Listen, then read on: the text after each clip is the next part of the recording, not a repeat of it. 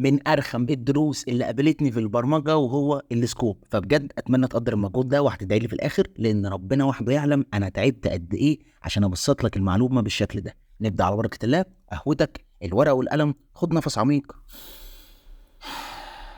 برمجه بالفلك. بسم الله الرحمن الرحيم. ربي ادخلني مدخل صدق.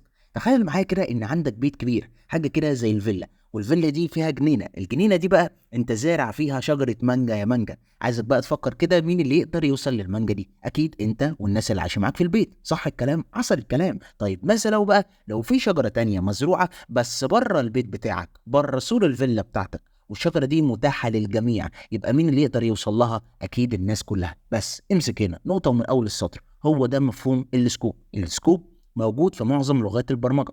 طيب هو معناه ايه في البرمجه يا حسين؟ بكل بساطه كده، هو عباره عن منطقه في البرنامج من خلالها بعرف اوصل للمتغيرات بتاعتي. تاني منطقه في البرنامج من خلالها بعرف اوصل للمتغيرات بتاعتي. وهنفهم اكتر دلوقتي بالامثله. صلي على اللي هيشفع فيك بقى، وهات لي كل تركيزك معايا هنا، صلى الله عليه وسلم. لو انا جيت وعملت كده برنت نيم، لو شغلنا الكود على كده هيظهر لي نيم ايرور، نيم از نوت ديفايند. احنا تعرضنا للموضوع ده كتير قوي قبل كده واحنا شغالين، بس ما عرفناش ايه السبب انه بيطلع لي النيم ايرور. ليه بقى السبب؟ السكوب. ايه المتغيرات اللي اقدر اوصل ليها؟ المترجم بتاع بايثون بيقول لي، بقول لك يا حسين، هو ايه المتغيرات اللي المفروض اوصل لها؟ هو هنا في اي متغيرات احنا عملناها؟ خالص مفيش اي حاجه. يبقى لما بستخدم حاجه مش متعرفه او مش مفهومه بالنسبه للمترجم، المترجم على طول بيخرج لي النيم ايرور. ليه بيخرج لي النيم ايرور؟ لانه مش قادر يوصل للسكوب بتاع الحاجه دي اللي هي مش متعرفه. ارجع تاني للتعريف معلش، مش قادر يوصل فين؟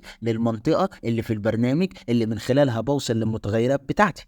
الكلام ده على الرايق قوي، عايزك بقى تربط الكلام ده ببعضه عشان هصدمك في الاخر. ماشي، يلا بينا. عندي حاجه بقى اسمها فانكشن سكوب. لو انا جيت وعملت كده، عملت متغير اسمه توتال، تمام، وعينت ليه قيمه 10 مثلا. بص بقى، شايف الشكل ده كده؟ اسمه جلوبال سكوب. ركز قوي هنا، جلوبال سكوب. ها، ارجع تاني بسرعه كده لمثال شجره المانجا اللي بره سور الفيلا بتاعتي، اللي هي متاحه للجميع، اللي كل الناس تقدر توصل لها. هو ده الجلوبال سكوب. اي حد موجود في الملف بتاعي يقدر يوصل لمتغير التوتال ده. برضو الكلام ده حريق قوي. تعال نلعب شويه بقى. بص، لو انا جيت وعملت كده، عملت متغير A بيساوي 1، وعملت فانكشن اسمها فري، وقلت له ان متغير ال A بيساوي 5، لو سمحت رجع لي متغير ال A. انزل تحت، اطبع لي متغير ال A، ونادي على الفانكشن بتاعت فري. السؤال هنا بقى، لو هطبع متغير ال A والفانكشن بتاعت فري، ايه النتيجة اللي المفروض تظهر لي؟ وقف الفيديو ثانية واحدة بس، عايزك تفكر فيها كده.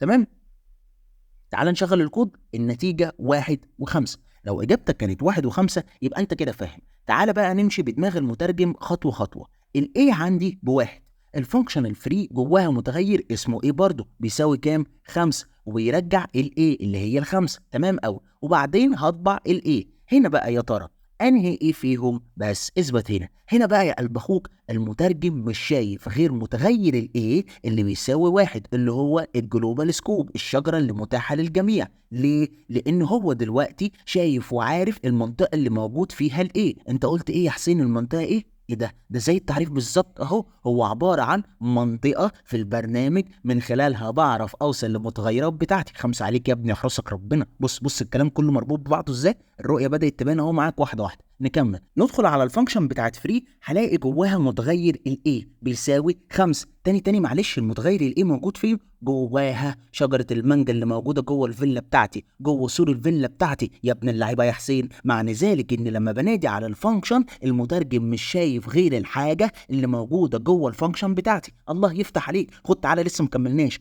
هو ده بقى اسمه ايه؟ اللوكال سكوب. بوم، نقطه من اول السطر. يبقى اللوكال سكوب ده مكانه جوه الفانكشن، جوه سور الفيلا بتاعتي، شجره المانجا بتاعتي انا، حاجه تخصني انا، محدش من بره يقدر يشوفها او يطلع ايه اللي موجود جوه الفانكشن بتاعتي. وضحت؟ عايزك تخرج من فيديو النهارده تعرف الحاجتين دول اللي هما الجلوبال سكوب واللوكال سكوب، وافتكر دايما شجره المانجا يا مانجا. اشوفك الفيديو الجاي. سلام.